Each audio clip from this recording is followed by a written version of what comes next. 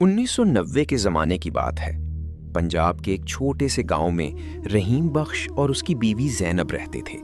दोनों बूढ़े हो चुके थे। रहीम की दाढ़ी सफ़ेद थी और ज़ैनब के हाथों पर उम्र की झरियां साफ दिखाई देती थीं। गुर्बत थी मगर दिलों में सुकून था। रहीम बख्श सारी जिंदगी खेतों में मजदूरी करता रहा। कभी अनाज उठाता, कभी बैलगाड़ी चलाता। दिन भर की मेहनत के बाद थोड़े से पैसे मिलते जिनसे बमुश्किल गुजारा होता। मगर दोनों के दिल में एक ही ख्वाब था, हज। हर रात सोने से पहले ज़ैनब आसमान की तरफ देख कर कहती, या अल्लाह, मरने से पहले एक बार अपना घर दिखा दे। रहीम खामोशी से आमीन कह देता। साल गुजरते गए। आखिर एक दिन इतने पैसे जमा हो गए कि वो हज के काफले में शामिल हो सकते थे। जब गांव वालों को खबर मिली तो सब हैरान रह गए। इतने गरीब लोग भी हज पर जा रहे हैं। ज़ैनब सिर्फ मुस्कुरा दी। चंद हफ्तों बाद वो शहर पहुंचे जहां से हाजियों का बड़ा बहरी जहाज रवाना होना था। ये 90s का जमाना था। कई गरीब हाजी लंबे समुद्री सफर के जरिए हज पर जाते थे। समुंदर किनारे खड़ा वो बड़ा सफेद जहाज देखकर ज़ैनब हैरान रह गई। लहरें जोर से किनारे से टकरा रही थीं। हवा में नमकीन खुशबू थी। सैकड़ों हाजी सफेद एहराम में खड़े थे।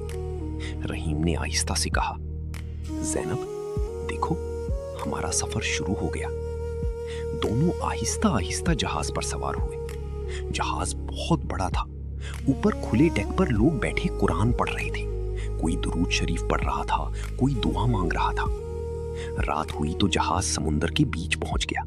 चारों तरफ सिर्फ पानी ही पानी था। आसमान पर बेशुमार सितारे चमक रहे थे। ज़ैनब रेलिंग पकड़कर समुंदर को देखने लगी। रहीम, अल्लाह की दुनिया कितनी बड़ी है। रहीम की आंखों में आंसू आ गए और हम जैसे गरीबों को भी उसने अपने घर बुला लिया। कुछ देर बाद समुंदर में तेज हवा चलने लगी। लहरें बुलंद होने लगी। जहाज हिलने लगा। कई हाजी घबरा गए। कुछ लोग दुआएं पढ़ने लगे। ज़ैनब ने डरते हुए रहीम का हाथ पकड़ लिया। हम ठीक रहेंगे ना?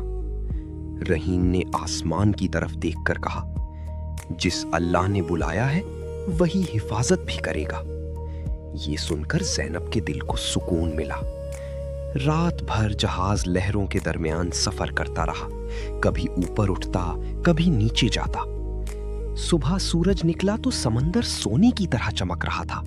परिंदे जहाज के ऊपर उड़ रहे थे। हाजियों के चेहरों पर अजीब सी खुशी थी।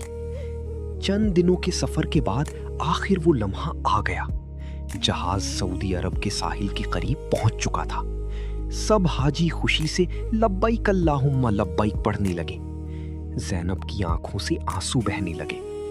रहीम बख्श जोर जोर से रोने लगा। ज़ैनब भी हाथ उठाकर दुआ मांगने लगी, या अल्लाह, तेरा शुक्र है। वो दोनों काफी देर तक सिर्फ काबा को देखते रहे। उनके दिलों को ऐसा सुकून मिला जो पूरी जिंदगी कभी नहीं मिला था। हज मुकम्मल होने के बाद जब वो वापस अपने गांव आए तो लोग उनसे मिलने आने लगे। मगर रहीम हर किसी से सिर्फ एक बात कहता, अल्लाह के घर तक पहुंचने के लिए दौलत नहीं, सच्चा दिल चाहिए।